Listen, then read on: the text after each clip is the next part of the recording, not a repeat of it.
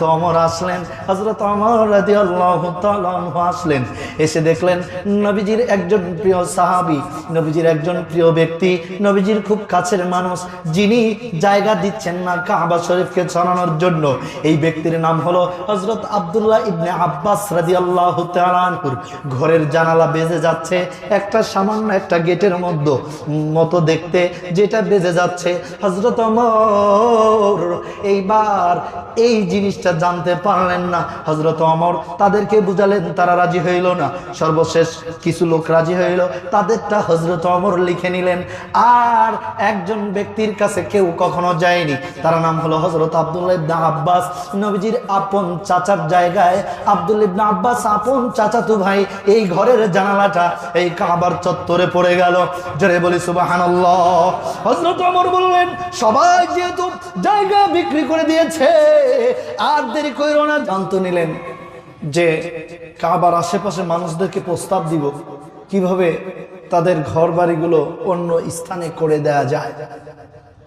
তাদেরকে প্রস্তাব দেওয়া হলো। সাহাবায়ে কেরাম রাদিয়াল্লাহু আনহুম আজমাইন তাদের বাড়ি ঘরকে বিক্রি করতে প্রস্তুত হলেন, কিন্তু অল্প কয়েকজন ব্যক্তি তারা বাড়ি বিক্রি করবেন না। সাহাবায়ে কেরাম প্রস্তাব দিলেন, আমিরুল মুমিনিন, আপনি যদি রাষ্ট্রীয় প্রভাব বিস্তার করেন, মানে বুঝছেন তো, মানে সোজা আঙ্গুলে ঘি না উঠলে আঙ্গুল কি করতে হয়, হ্যাঁ তাই তো। তা আপনি যদি একটু রাষ্ট্রীয় ক্ষমতা প্রয়োগ করেন, তো আপনি বাধ্য করতে পারবেন, তারা বাধ্য হবে আপনার এই বাড়িগুলো ছেড়ে দিতে। আমিরুল মুমিনিন হযরত ওমর রাদিয়াল্লাহু তাআলা আনহু তাদের প্রস্তাবে রাগান্বিত হলেন, মন খারাপ করলেন, কারণ তিনি তার গভর্নরদের কাছে, সংসদীয় পার্লামেন্ট অফ মেম্বার, তাদের কাছে এমন প্রস্তাব আশা করেননি, এমন প্রস্তাব আশা করেন। হযরত ওমর রাদিয়াল্লাহু তাআলা আনহু রেখে গেলেন, বললেন, তোমরা কি প্রস্তাব নিয়ে আসছো? তোমরা তাদের কাছে যাও, তাদেরকে বুঝিয়ে বলো তোমরা আসছো রাষ্ট্রীয় ক্ষমতা, আমি ওমর একাই 100 সবগুলো বাড়ি ভেঙে দিতে। সুবহানাল্লাহ। কিন্তু আমি ওমর, যেখানে সাহাবায়ে কেরাম রাদিয়াল্লাহু আনহুম উমরা হজের জন্য তওয়াফ করেন, যেখানে ইসলামের ভিত্তি প্রস্তর হয়েছে, যেই কাবাকে ঘিরে, এই কাবা ঘর সম্প্রসারণের জন্যে, এরিয়া বড় বানানোর জন্যে আমি কোনো মানুষের হৃদয়ে বিন্দু মাত্র আঘাত দিয়েও আমি এটা ভাঙতে রাজি। সুবহানাল্লাহ। আমার ভাইরা, আমার বন্ধুগণ, এই বাবাজি আমিরুল মুমিনিন হযরত ওমর রাদিয়াল্লাহু তাআলা আনহুর দরবারে যারা গিয়েছিল তার মনটা জয় করার জন্যে,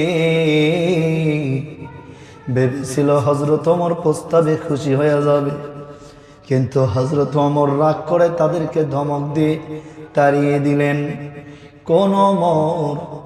যে ওমরের কথা তাফসিরে ফি জিলালিল কোরআনের মধ্যে আসছে, যে ওমরের কথা তাফসিরে নুরুল কোরআনের মধ্যে আসছে, যে ওমরের বর্ণনা, যে ওমরের ইচ্ছার উপরে আমার আমার আল্লাহ কোরআনের আয়াত নাজিল করেছে। আমার ভাইরা, আমিরুল মুমিনিন হযরত ওমর একদিন তার রাজ্যের লোকদেরকে পরীক্ষা নেবার জন্যে, তার রাজায় যে বসবাসকারী লোকজন তাদের অবস্থা দেখার জন্যে হযরত ওমর খুঁজে বের করলেন কোন মুসলমানরা মসজিদে এসে নামাজ আদায় করতে পারে না। তিনি জানতে পারলেন এই মরুর অঞ্চলে একটা রাখাল আছে। এই রাখাল মসজিদের সামনের কাতারে কোনোদিন আসতে পারে নাই, কোনোদিন ওমরকে দেখে নাই। আমিরুল মুমিনিন হযরত ওমর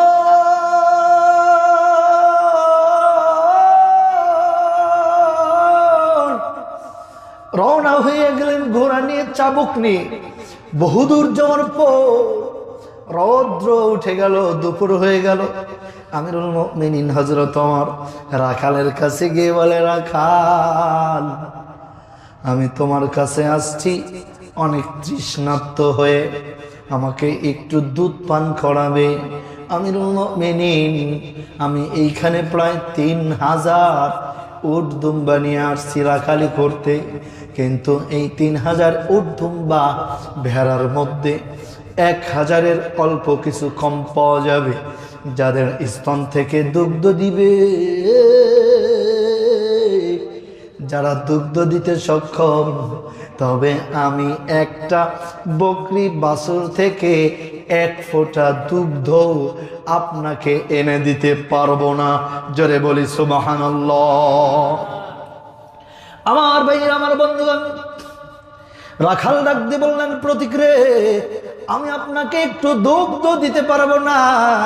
আমিরুল মুমিনিন ডাক দিয়ে বললেন, রাখাল, তুমি কি আমাকে চেনো? রাখাল ডাক দিয়ে বলল, আমি চিনতেও চাই না। সুবহানাল্লাহ। আরো জোরে বলেন, আমি আপনাকে চিনতেও, বলে না, আমাকে তোমার চিনতে হবে। বলো না, আমি আপনাকে চিনতে চাই না, আপনি যেভাবে দুধ চেয়েছেন এভাবে আমি দুধ দিতে পারবো না। আমার ভাইরা ডাক দিয়ে বললেন, প্রতীক, আমি আপনার প্রস্তাব এগ্রি করবো না। আমিরুল মুমিনিন ডাক দিয়ে বলল, ঠিক আছে, আমি তোমাকে 1 পেয়ালা দুধের দাম দেব। বলে, না না, আমি 1 পেয়ালা দুধ বিক্রিও করব না। বলে, আধা কাপ দুধ বিক্রি করো। বলে, না, বিক্রি করব না, দরকার পড়ে তোমার মালিকরে যাইয়া তোমার মালিকরে বলবা, মালিক রে, আমি এরকম একজন প্রতীকের কাছে একটু দুগ্ধ বিক্রি করেছি, এই যে কয়েক দিরহাম নেন। বলো, না, আমি আমার মালিকের অনুমতি ছাড়া 1 ফোঁটা দুগ্ধ বিক্রিও করব না, তাইলে আমাকে এমনি দাও। বলে, না, আমি এমনিও দিব না। জোরে বলি সুবহানাল্লাহ। কেন রে রাখাল, তোমার মালিক তো এখানে নাই। বলে, আমার মালিক নাই তো কি হয়েছে, আমি আমানতের খেয়ানত করতে পারবো না। বলে, হায় রে রাখাল, করো রাখালি, আবার আমানতদারিতা দেখাও। বলে, হ্যাঁ, আমি রাখাল, এটা আমার কর্ম, কিন্তু আমি একজন ইমানদার, আমি একজন মুসলিম, এটাই আমার ধর্ম। আমার ভাইরা রে, আমিরুল মুমিনিন হযরত ওমর রাদিয়াল্লাহু তাআলা আনহু এইবার পিছন থেকে তরবারিটা বের করলেন। তরবারিটা বের করিয়া, বললামটা বের করিয়া রাখালের সামনে হাজির করে বলে, রাখাল রে, এইটা দেখছো জীবনে? বলে, হ্যাঁ দেখছি। এইবার রাখালের মনে সন্দেহ ঢুকে গেছে, এত দামি তরবারি, এত দামি একটা অস্ত্র সাধারণ কোনো মানুষের কাছে থাকবে না, নিশ্চয়ই এই লোকটা রাজ্যের কেউ। জোরে বলি সুবহানাল্লাহ। রাখাল লাগতে বললেন, প্রতীক, আমার মনে হইতেছে আপনি এই রাষ্ট্রের কেউ হবেন। আমি তারপরেও আপনাকে স্পষ্ট বার্তা দিয়ে দিচ্ছি, আমি এই তরবারি বল্লমকে ভয় করি না, আমি আমার আল্লাহকে ভয় করি। আমার আল্লাহ যতক্ষণ আমার জীবন রাখবে ততক্ষণ আমি আপনাকে 1 ফোঁটা দুগ্ধও দেব না। জোরে বলি সুবহানাল্লাহ। আমার ভাইরা, আমিরুল মুমিনিন ডাক দিয়ে বললেন, আমার সহকারীরা শোনো, আমরা একটা ভেড়াকে আক্রমণ করব, একটা ভেড়া আমরা জোর করে ধরব, ধইরা এই ভেড়ার দুগ্ধ দহন করে আমরা পান করব। এইবার রাখাল ডাক দিয়ে বলে, অসম্ভব, আমার জীবন থাকতে আমি ধরতেও দেব না। আরো জোরে বলেন, আরো জোরে বলেন। আমিরুল মুমিনিন ডাক দিয়ে বলে, রাখাল রে, রাখাল, আমার নাম অন্য কিছু না, আমার পরিচয়টা ভিন্ন কোনো পরিচয় না। আমার পরিচয় হইল, আমি এই রাষ্ট্রের প্রধান খলিফাতুল মুসলিমিন, দ্বিতীয় খলিফা হযরত ওমর রাদিয়াল্লাহু তাআলা আনহু। এইবার রাখাল ডাক দিয়ে বলে, আপনি ওমর হইছেন তো তাতে কি হইছে? আপনি ওমর হইছেন? আমার নবীজির হাতের আংটি হযরত ওমরের কাছে ছিল। হযরত ওমর আংটিটা ভাইর কইরা রাখালের সামনে দিয়ে বলে, রাখাল রে, দেখো তো আংটিটা চেনো নাকি? রাখাল, আংটিটা কি তুমি চিনতে পারছো? বলে, হ্যাঁ। এই বলে আংটিটা রাখাল হাতে নিয়ে চুমা খাইতে লাগলো আর বলতে লাগলো, আমি এইবার বিশ্বাস করতে পারি আপনার কাছে আমার নবীর হাতের আংটি আছে, তার মানে আপনি খলিফাতুল মুসলিমিন। কিন্তু আমি এটা বিশ্বাস করি না। আমি বুঝছি আপনার কাছে রাষ্ট্রের সিল আছে। ওই সময় রাষ্ট্রের যে সিল ব্যবহার করা হতো, ওই সিলটা ছিল রাসূল সাল্লাল্লাহু আলাইহি সাল্লামের আংটি। আংটির উপরে লেখা ছিল মিম হা মিম দাল, অর্থাৎ মুহাম্মদ সাল্লাল্লাহু আলাইহি ওয়াসাল্লাম। এই আংটির উপরে নবীজির নাম লেখা ছিল। নবীজি যতদিন রাষ্ট্র পরিচালনা করছেন এই আংটিটা দিয়ে একটা ছাপ দিতেন, কালির মধ্যে লাগায়া একটা ছাপ দিয়ে আবার সেটা মুছে ফেলতেন। এই ছিল রাসূলের রাষ্ট্র পরিচালনার রাষ্ট্রীয় যে দস্তখত, সেটা ছিল। রাসূল করিম সাল্লাল্লাহু আলাইহি সাল্লাম সেটি দিয়ে যান মা আয়েশার কাছে। মা আয়েশা প্রথম খলিফা আবু বকর সিদ্দিকের কাছে দিয়ে যান। সিদ্দিক আকবর আবু বকর রাদিয়াল্লাহু তাআলা আনহু এই আংটিটা পরবর্তী খলিফা হযরত ওমরের কাছে পৌঁছে দেন। এই হযরত ওমরকেও এই আংটিটা দিয়েছিল মা আয়েশা। তার মানে যখন আবু বকর সিদ্দিক মারা যান, ওফাতের সময়, মৃত্যুর সময় আবার আয়েশার কাছেই দেন যে মা এটা তুমি ধরো, এটা তোমার স্বামী প্রিয় নবী মুহাম্মদ সাল্লাল্লাহু আলাইহি ওয়াসাল্লাম তোমার কাছে আমানত দিয়েছিলেন, আমার কাছে রাষ্ট্রের দায়িত্ব ছিল, আমি রাষ্ট্রের কাজে ব্যবহার করেছি, দায়িত্ব শেষ, আবার আমি তোমার কাছে দিয়ে দিলাম। এইবার যখন দ্বিতীয় খলিফা নির্বাচন হলেন, নির্বাচনের পর হযরত ওমরকে এইবার এই আংটিটা আবার বুঝিয়ে দেন মা আয়েশা সিদ্দিকা রাদিয়াল্লাহু আনহা। তিনি বুঝিয়ে দেওয়ার পর হযরত ওমর রাখালকে ডাক দিয়ে বলে, রাখাল চিনছো? কয় হ্যাঁ চিনছি। চুমা খায় আর কয়, আরে এটা আমার রাসূলের, এটা আমার রাসূলের আংটি। তুমি কেমন নেমো খারাম গো, তুমি কেমন নির্দয় গো, তুমি কেমন মানুষ গো যে তুমি রাসূলের আংটি নিয়ে আসছো, অথচ তুমি রাসূলের আমানত নিয়ে আসো নাই। আরো জোরে বলেন, আরো জোরে বলেন। পিছন থেকে হযরত ওমর রাদিয়াল্লাহু তাআলার সঙ্গীরা কয়, হুজুর খালি একটু অনুমতি দেন, ওরে কচু কাটা করে ফেলব। ওরে হযরত ওমর কয়, দেখ পারদে, এই রাখালের ইমান পরীক্ষা করতে দে। সুবহানাল্লাহ। সেই ওমর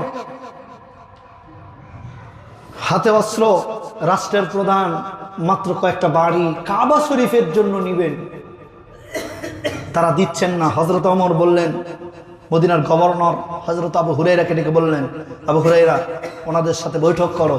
কয়েকবার বৈঠক করা হলো। তারা কাবা ঘরের জায়গা প্রশস্ত করার জন্য তারা নিজের বাড়ি ছাড়বেন, দিরহাম দেওয়া হবে অনেক বেশি, কিন্তু রাজি না। টাকাও দেওয়া হবে বেশি, তাও বাড়ি করে দেওয়া হবে, তাও রাজি না। আমার ভাইরা, হযরত ওমর রাদিয়াল্লাহু তাআলা আনহুর কাছে আবু হুরায়রা রাদিয়াল্লাহু তাআলা আনহু আসলেন, এসে বললেন, লিডার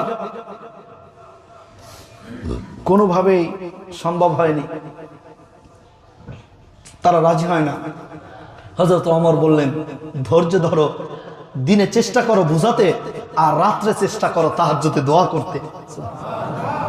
দিনে তাদেরকে বুঝাও, বারবার প্রস্তাব পাঠাও, আর রাত্রে বেলায় প্রস্তাব পাঠাও কার কাছে? আর জোরে বলেন, কার কাছে? আমরা চাই কার কাছে? আল্লাহর কাছে চাইবো। কখন চাইবো? যখন সারা পৃথিবীর মানুষ ঘুমিয়ে যায়, সারা পৃথিবীর সমস্ত জীব যখন স্তব্ধ হয়ে যায়, নিস্তির হয়ে যায়, নিস্তেজ হয়ে যায়, তখন একজন শুধুমাত্র জেগে আমাদের জন্য অপেক্ষায় থাকেন আর ডাকতে থাকেন, বান্দা তুমি চাও, তোমার কি লাগবে আমি দিয়ে দিব। সুবহানাল্লাহ। আর এই চাওয়ার দিনেরও একটা স্পেশাল ডে থাকে, সেই ডে হচ্ছে আগামী শবে বরাত 4 তারিখ। কি বার হয় দেখেন তো? 3 তারিখ রাতে কি বার হয় দেখেন তো, বারটা দেখেন তো। মঙ্গলবার। মঙ্গলবার, মাশাআল্লাহ, আপনারা অনেক খেয়াল রাখেন। আলহামদুলিল্লাহ। এই শবে বরাত হলো স্পেশাল ডে। আর একটা দিন আছে, সেটা হলো লাইলাতুল কদর, কিন্তু আমরা আগে পাচ্ছি লাইলাতুন নিসফি মিন শাবান। এই শবে বরাত আমরা পাচ্ছি। ইনশাআল্লাহ আমরা এই শবে বরাত সম্পর্কে যেটা শুনবো, যেটা জানবো, সেটা হলো এই রাত্রে আল্লাহ তাআলা সারাটা রাত ভোর বান্দার কাছে এসে ডাকতে থাকেন, আর বান্দাকে বলতে থাকেন, বান্দারে অসুস্থ হয়েছ, সারা বাংলার জমিন দাবড়িয়ে বেড়াইছ, ইন্ডিয়াতে গিয়েছ, সিকিমে গিয়েছো, দার্জিলিং এ গিয়েছো, যেই না জায়গার নামগুলো শুনেছি বারবার, এই জায়গাগুলোতে বড় বড় বড় বড় মাদ্রাস, বড় বড় হসপিটালে গিয়েছো, বাংলাদেশের ইনাম সহ, হ্যাঁ, তারপরে যে বেগম জিয়াকে রাখলো, এটা কি জানো, ইভার কেয়ার হসপিটাল, এরকম বাংলার জমিনে বড় বড় হসপিটাল করেছো। বান্দারে, কোনো হসপিটালে যাওয়া লাগবে না, বাড়ির পাশে মসজিদে যাও, আর এই মসজিদের মধ্যে যাইয়া না ঘুমাইয়া আমি আল্লাহর দরবারে সেজদা দিয়া আমি আল্লাহকে ডাক দিয়ে বলো, আল্লাহ আমার এই প্রচন্ড শীত যাচ্ছে, আমার বউ নাই, আল্লাহ আমার বিয়ের ব্যবস্থা করা হয়ে যাবে, আল্লাহ আমার বিয়ে হয় না, আমার স্বামী নাই, বিয়ের জন্য দোয়া করেন, বিয়ে হয়ে যাবে, আল্লাহ আমার টাকা নাই, টাকা লাগবে, হয়ে যাবে, আল্লাহ গো আমার গাড়ি নাই, গাড়ি লাগবে, হয়ে যাবে। আমার ভাইয়েরা, আমার বন্ধুগণ, একবার যদি বিল পাস হইয়া যায়, ধীরে ধীরে দেখবেন সব বাজেট আসতেই থাকবে। জোরে বলি সুবহানাল্লাহ। আমিরুল মুমিনিন হযরত ওমর ডাক দিয়ে বললেন, রাখাল রে, আর দেরি করিস না, এইবার কি জানতে চাও? আমি ওমর, আর কিছু কি তোমাকে বলা লাগবে? বলে না, আমি এটা বিশ্বাস করি না, আই ডোন্ট বিলিভ ইউ, আমি তোমাকে বিশ্বাস করি না, তুমি হযরত ওমর হইতে পারো না। রাখাল রে, আমি একদিন দাওয়াত দিলাম, তুমি একদিন মসজিদে নববীতে যাইবা, তুমি একদিন যে কোনো টাইমে যে কোনো নামাজে গিয়ে দেখবা ওইখানে আর কেউ না, ওইখানে হযরত ওমর ইমামতির জন্য দাঁড়িয়েছে। আমার ভাইয়ের, আমার বন্ধুগণ, আবু হুরায়রা গিয়ে বললেন, হুজুর, ও নবীর সাহাবী ওমর কোনোভাবেই বাড়ি ছাড়তে রাজি হয় না। হযরত ওমর বললেন, আমি নিজেই যাব। সুবহানাল্লাহ। হযরত ওমর আসলেন, হযরত ওমর রাদিয়াল্লাহু তাআলা আনহু আসলেন, এসে দেখলেন নবীজির একজন প্রিয় সাহাবী, নবীজির একজন প্রিয় ব্যক্তি, নবীজির খুব কাছের মানুষ, যিনি জায়গা দিচ্ছেন না কাবা শরীফকে ছড়ানোর জন্য, এই ব্যক্তির নাম হলো হযরত আব্দুল্লাহ ইবনে আব্বাস রাদিয়াল্লাহু তাআলা আনহুর ঘরের জানালা বেজে যাচ্ছে, একটা সামান্য একটা গেটের মতো দেখতে, যেটা বেজে যাচ্ছে। হযরত ওমর এইবার এই জিনিসটা জানতে পারলেন না। হযরত ওমর তাদেরকে বুঝালেন, তারা রাজি হইল না। সর্বশেষ কিছু লোক রাজি হইল, তাদেরটা হযরত ওমর লিখে নিলেন।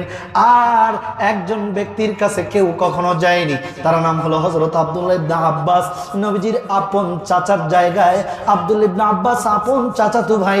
এই ঘরের জানালাটা এই কাবার চত্বরে পড়ে গেল। জোরে বলি সুবহানাল্লাহ। হযরত ওমর বললেন, সবাই যেহেতু জায়গা বিক্রি করে দিয়েছে, আর দেরি কইরো না, যাও ওই যে অংশটুকু বারান্দার যে গেটটা বেজে গিয়েছে, এই গেটটা ভেঙে ফেলো। সুবহানাল্লাহ। আর জোরে বলি সুবহানাল্লাহ। বলবেন, হুজুর নাউজুবিল্লাহ বলার জায়গায় আপনি সুবহানাল্লাহ বলতে বলেন কেন?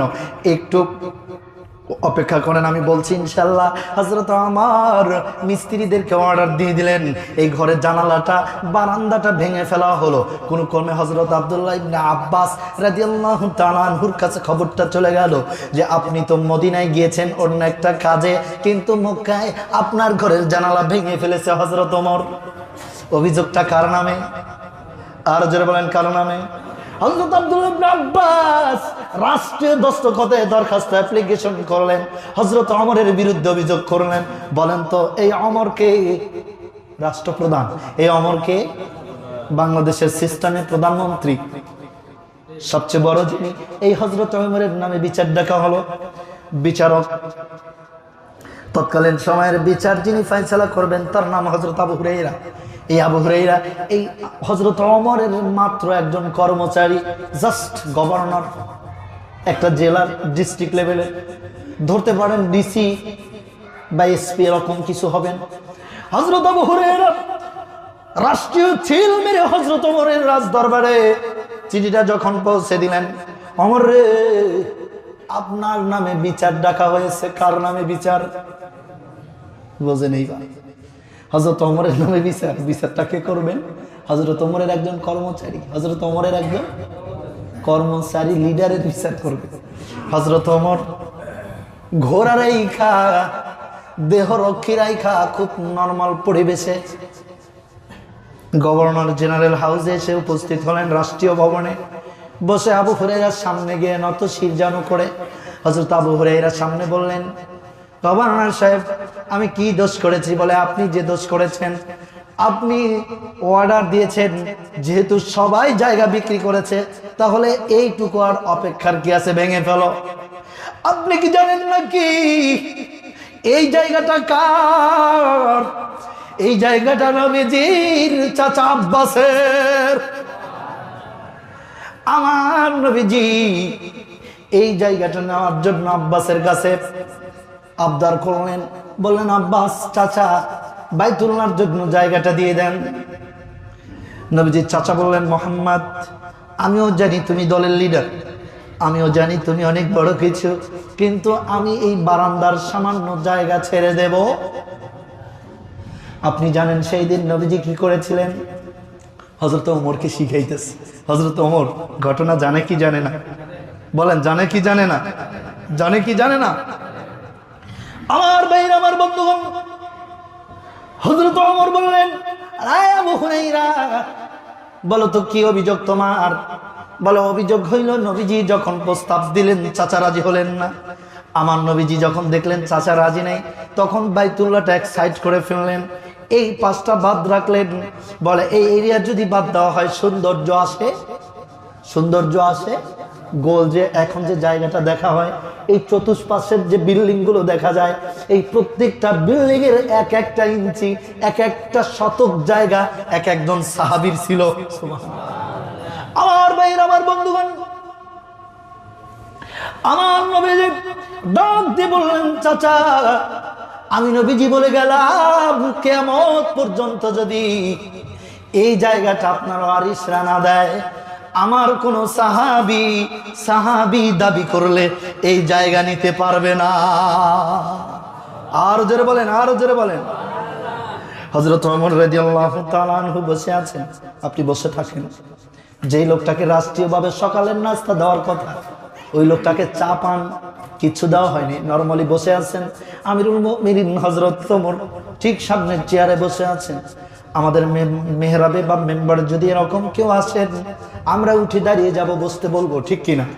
কিন্তু আবু হুরায়রা বিন্দু মাত্র ছাড়লেন না, বসতেও বললেন না। কিছুক্ষণ দাঁড়িয়ে কথা বলার পর বললেন, আপনার মন চাইলে আপনি সামনের চেয়ারে বসতে। হযরত ওমর কয়, সর্বনাশ, আমার নামে আজকে বিচার ডাকা হয়েছে। কার নামে? আব্দুল্লাহ রাদিয়াল্লাহু তাআলা আনহু তিনি আসলেন। আসার পরে তাকে অপোজিটে আসামির জায়গায় হযরত ওমর, আর বাদীর জায়গায় সম্মানের উঁচু জায়গায় এই আব্দুল্লাহ, যিনি সাধারণ একজন সাহাবী না, সাধারণ না। আমরা যত তাফসীর পড়ি, এই সকল তাফসীরের বাপ যিনি, তিনি হলেন আব্দুল্লাহ ইবনে আব্বাস। সুবহানাল্লাহ। এই আব্দুল্লাহ ইবনে আব্বাস সাধারণ কেউ না, কিন্তু হযরত ওমরের মতো তো, বোঝেন নাই কথাটা?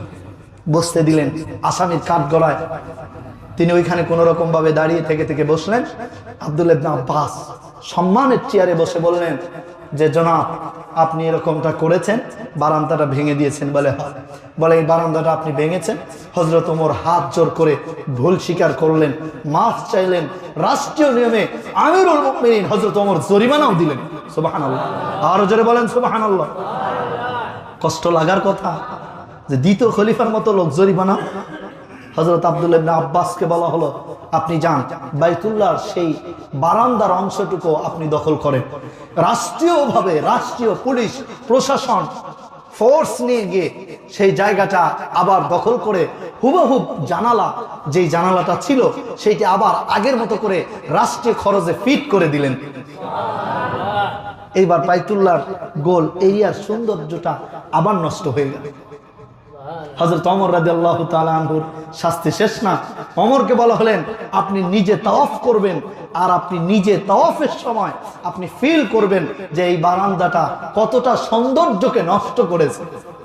হযরত ওমর রাষ্ট্রীয়ভাবে যে বিচার ফয়সালা করা হলো, তিনি সেখানে গেলেন, তিনি তওয়াফ করলেন। যতবারই তওয়াফ করে ওই বারান্দার কাছে যায়, হযরত ওমরের বুকের ভিতরে যেন এক বিরহ যন্ত্রণা, এক ব্যথা অনুভব হইতে থাকে। সঙ্গে রয়েছেন মদিনা মনোয়ারার, মক্কাতুল মুকাররমার অধিকাংশ গভর্নররা, রাষ্ট্রীয় লোকজন। শাস্তি হিসেবে এটা হযরত ওমরের উপরে চাপিয়ে দেওয়া হলো। সবাইকে ডেকে আব্দুল্লাহ বললেন, ওমর আপনি কাজটা করেছেন ঠিক। হযরত ওমর বললেন, আই এম রিয়েলি সরি, আমি ভুল করেছি, আমি ক্ষমা প্রার্থী। হযরত আব্দুল্লাহ ইবনে আব্বাস বললেন যে আজকে রাষ্ট্রের প্রধান, অর্ধ পৃথিবীর শাসক হযরত ওমর একটা ভুল করার কারণে আপনাদের কাছে ক্ষমা চাচ্ছে। সুবহানাল্লাহ। আমার ভাইয়েরা, আমার বন্ধুগণ, হযরত ওমর রাদিয়াল্লাহু তাআলা আনহু সব জায়গায় নিচে ছিলেন, জীবনে একবার এইবারটা ছিল হচ্ছে এই কাবা সংস্কারের ঘটনা। হযরত আব্দুল্লাহ ইবনে আব্বাস এইবার হযরত ওমর রাদিয়াল্লাহু তাআলা আনহুকে স্টেজের উপরে নিজে টেনে উঠালেন আর হযরত ওমরের কাছে বায়াত গ্রহণ করলেন আর বললেন, ওমর রে, আমি তাম পৃথিবীর মানুষকে বুঝাইয়া দিলাম, তাম পৃথিবীর মানুষের কাছে ইতিহাস রচনা করে দিলাম, রাষ্ট্রের প্রধান যদি কোনো ভুল করে আর যদি সেটা বিচার করা হয়, বিচার ফয়সালা যদি ইসলাম দিয়ে হয়, কোরআন দিয়ে হয়, তো রাষ্ট্রপ্রধানকেও শত মানুষের সামনে শিরচ্ছেদ এবং মাথা জানু করতে হবে। জোরে বলি সুবহানাল্লাহ। আমি অমুক রাজ্যের প্রধান, এই বলে বিচার চুল পরিমাণ নড়াচড়া যাবে না। আর আমি আপনার সম্মানে শত কোটি টাকা আমার নবীর কাছে অফার করা হয়েছে। আমার নবীজি অফার করেছেন, আব্বাস রে, আপনি আমার আপন চাচা, আপনি জায়গাটা দিয়ে দেন। আমার বাবা, আমি আব্দুল্লাহ ইবনে আব্বাস বলছে, আমার বাবা স্বয়ং মুহাম্মদ সাল্লাল্লাহু আলাইহি ওয়াসাল্লামের কাছে এই জায়গাটা দেন নাই। কার কাছে দেন নাই? এই জায়গাটা মুহাম্মদ সাল্লাল্লাহু আলাইহি ওয়াসাল্লামের কাছে দেন নাই আমার চাচা। এই জায়গাটাকে আমার বাবা এত মূল্যায়ন করেছেন, আমার একটা টাকাও দিতে হবে না, আর আপনাকে ছোট হইতে হবে না। আমি শুধু বিচারটা পৃথিবীতে একটা নজির স্থাপন করলাম, আর আমি শুধুমাত্র আপনার সম্মানের বিনিময়ে এই জায়গা বাইতুল্লাহর নামে ওয়াকফ করে দিলাম। আর জোরে বলি সুবহানাল্লাহ। আমার ভাইরা, আমার বন্ধুগণ, আমার নবীজি হযরত আব্দুল্লাহ ইবনে আব্বাসকে বললেন, চাচা আব্বাস, আমিও জানি আপনি মুসলমান হন নাই, কিন্তু আমি আপনাকে একটা হাদিস শোনায় দেই। ওই সময় হযরত আব্বাস মুসলমান ছিলেন না। নবীজি বললেন, শোনো, একটা হাদিস আমি তোমাদেরকে বলি। বলে, ইয়া রাসূলুল্লাহ, কি বলতে চান? বলে, এইমাত্র জিবরাইল আমাকে অবগত করেছেন, আমার হৃদয়ের কথাটা সঞ্চার করেছেন, যে ব্যক্তি মসজিদ নির্মাণের জন্য একটা পয়সা ব্যয় করবে, এক চিমটি মাটি জায়গা কিনে দিবে অথবা একটু পরিবেশ তৈরি করে দিবে, আমি নবী বললাম যতটুকু সে দিবে তার চেয়ে 10 গুণ তার জন্য আল্লাহ জান্নাতে বরাদ্দ করে দিবে। নবীজি হাদিসটা শোনালেন। আমার নবীজি এই কথা বলার পরেও আব্বাস এই জায়গাটা ছাড়েন। বোঝেন কি কঠোর লোক, কি নিজের ইচ্ছার উপরে অটল, তারপরেও জায়গা। আব্দুল্লাহ বললেন, ওমর রে, আজকে আমি শুধু আপনার সম্মানে এই জায়গাটা ছেড়ে দিলাম। জোরে বলি সুবহানাল্লাহ। ভাইরা আমার, এই অল্প একটু জায়গা কাবা শরীফে দিয়ে দিল। এখন কাবার চত্বরটা অনেক বিশাল, কয়েক লক্ষ মানুষ একসাথে তওয়াফ করতে পারে। সুবহানাল্লাহ। আমরা সবাই কাবায় যেতে পারবো কিনা জানি না। কি যে একটা মায়ার জায়গা, কি যে একটা প্রেমের জায়গা। আল্লাহ তাআলা যেন কাবা সংস্কারের বয়ান করেছি, আজকে যারা দান করবে, আল্লাহ তাআলা যেন জীবনে একবার হলেও তার কাবায় আমাদেরকে নেন, বলে আমিন। আর জোরে বলে আমিন। ভাইরা আমার, আজকে আমি কালেকশন করব না। আমি চাই আগামী 4 তারিখ লাইলাতুল বারাত। আমি জানি অনেকের বেতন হবে না, অনেকের কাছে টাকাও নেই, টাকাও থাকবে না, কিন্তু মনে রাখবেন, কাউকে কিছু দেওয়ার জন্য তা থাকতে হয় না, কাউকে কিছু দেওয়ার জন্য টাকা থাকতে হয় না, কাউকে কিছু দেওয়ার জন্য সম্পদশালী হতে হয় না, কারো খেদমত করার জন্য শক্তির প্রয়োজন হয় না। যেই জিনিসটার প্রয়োজন হয় সেটার নাম হলো ইচ্ছা, যেই জিনিসটার প্রয়োজন হয় সেটার নাম হলো তাকওয়া, যেই জিনিসটার প্রয়োজন হয় সেটার নাম হলো বড় একটা প্রশস্ত মন। জোরে বলেন ঠিক কিনা? এই জন্যই তো একজনের পকেটে 5000 টাকা থাকে, ফকিরকে 10 টাকা দেয় না, আর একজনের পকেটে 100 টাকা থাকে, 90 টাকা রাইখা 10 টাকা দিয়ে দেয়। একজনের পকেটে টাকাই থাকে 10 টাকা, অথচ সে ফকিরকে দিয়ে দেয়। বোঝা গেল কাউকে কিছু দেওয়ার জন্য কি লাগে। তবে একটা কথা আমি আপনাদেরকে বলেই শেষ করি। আপনাদের কি বুঝাবো, কথা তো অনেক, বুঝায় তো পার পাওয়া যাবে না। সেটা হলো, কিছু পেতে হলে বলেন বলেন বলেন বলেন বলেন কিছু পেতে হলে সবাই কিছু পেতে হলে দেখেন কারা কারা বলে না দিতে হয়, বুঝবেন। এগো সারাদিন বাইটে ওয়াজ খাওয়াইলো, এরা সবে বরাতে দান করতো না। আমার একটু খেয়াল করেন, কিছু পেতে হলে সবাই মনে হয় বলছে না? তাহলে আমরা নিয়ত করে ফেলি ইনশাল্লাহ, নিয়ত করে ফেলি ইনশাল্লাহ। এক লোক স্ত্রীর সাথে ঝগড়া লাগছে, বউয়ের সাথে ঝগড়া লাগছে, তো বউ স্বাস্থ্যমা, লোকটা খুব হ্যাংলা পাতলা। ঝগড়া লেগা বিপদ বশত বউকে গেছে মারতে। তো এর আগেও কয়েকবার হয়েছে, যতবারই মারতে যায় বউর হাতটা যেই ধরে, বউ একটা আস্তে করে চিৎকা মারে, ফাঁকে যায় পড়ে। বুঝেন নাই? হ্যাংলা পাতলা আর কি, দুর্বল আর কি। তো বেশ কয়েকদিন এরকম হয়েছে। তো এইবার ফাইনালি ঝগড়া হয়েছে, জামাই লাঠি দিয়ে মারতে গেছে, বউ লাঠিটা ধইরা জামাইরে উষ্টা মারছে, চিটপাটাং হয় ফাঁকে পড়ছে। পইরে হেইরা কয়, তোরে যে আমি এই যে ধাক্কা দিয়ে যে ফালাইয়া দেস, মারতে গেলে যে ফালাইয়া দেস, এই জন্য যে তোরে আবার কবে ধরছি। বুঝেন না? তো ভাই